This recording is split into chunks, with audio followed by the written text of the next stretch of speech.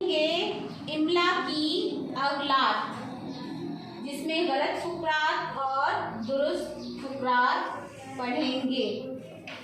सबसे पहला है हाल में तलबा जमा है।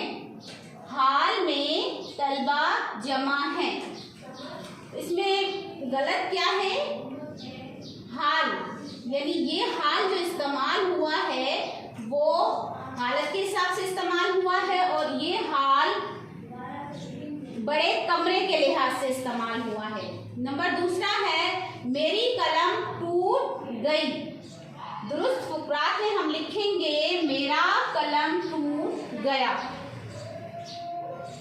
यहाँ मेरी लिखा है, दुरुस्त में हम लिखेंगे मेरा कलम टूट गया। तीसरा है बारिश बरस रही है। दुरुस्त फुकरात में लिखा जाएगा बारिश हो रही है।